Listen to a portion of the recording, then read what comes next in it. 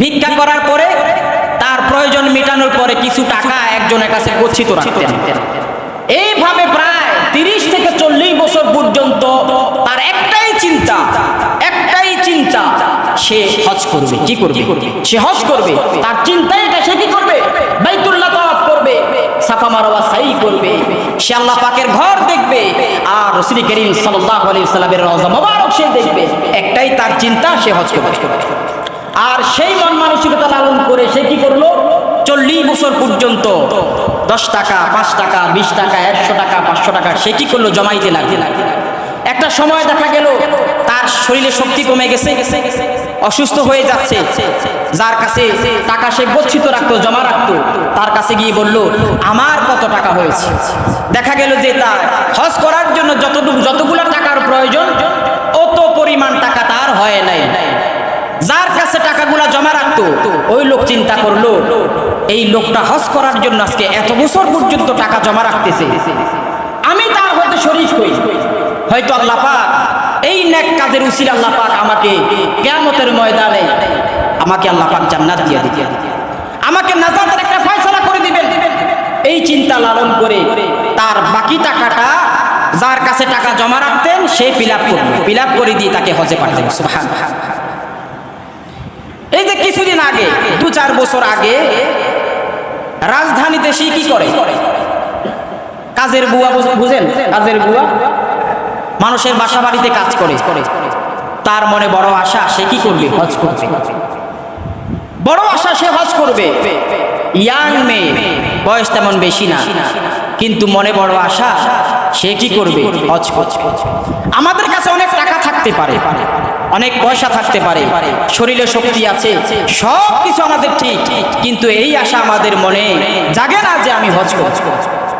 এই আশা আমাদের মনে জাগে না। আরে আপনি মনে আশা জাগান। বহু মানুষ আছে পৃথিবীতে হজ করার টাকা নাই। এই যে বুয়া বাসা বাড়িতে কাজ করে, তার কাছে কোনো টাকা নাই, পয়সা নাই, কিচ্ছু নাই, কিন্তু মনে একটাই আশা, সে হজ করবে। মনে একটাই আশা, সে লালন করে সে হজ করবে। তার বাসার যে মালিক, যাদের আন্ডারে সে কাজ করে, তারা 2 জন হজ করবে। হজ করার আগে যাবতীয় কাজকর্ম, কাপড় চোপড় ধোয়া হতে শুরু করে সবকিছু করতে লাগলো।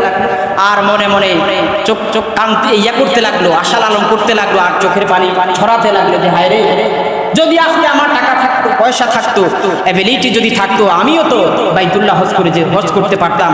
আমার কপালে তো হজ যুদ্ধ, এমন গরিব আল্লাহ আমাকে বানালেন যে আমার আশা থাকা সত্ত্বেও আমি হজ করতে পারলাম না।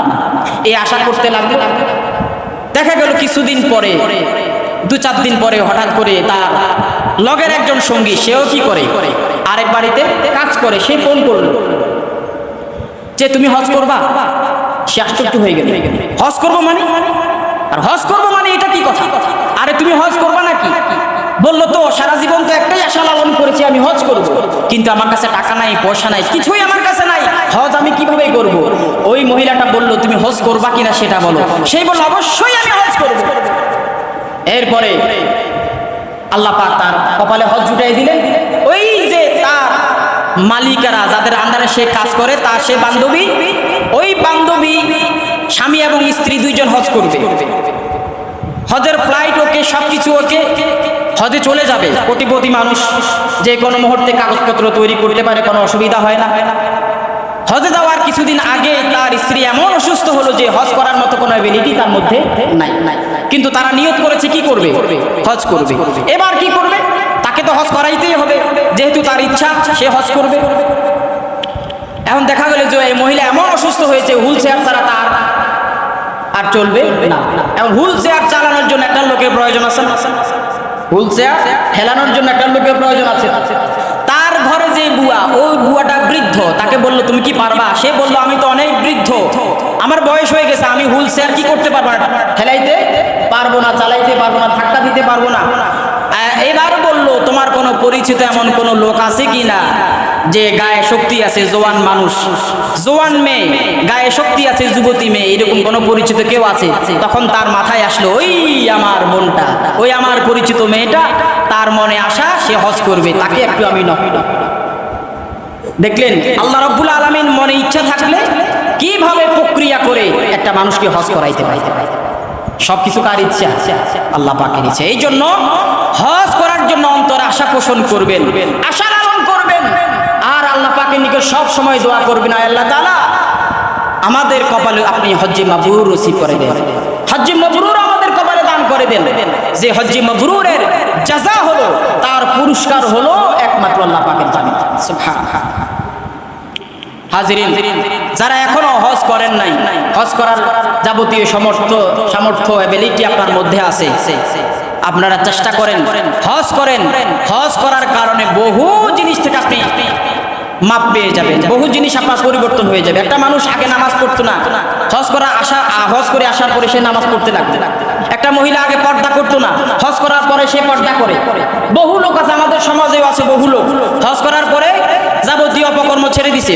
হজ করার পরে আগে নামাজ পড়তো না, হজ করার পরে নামাজ শুরু করলো।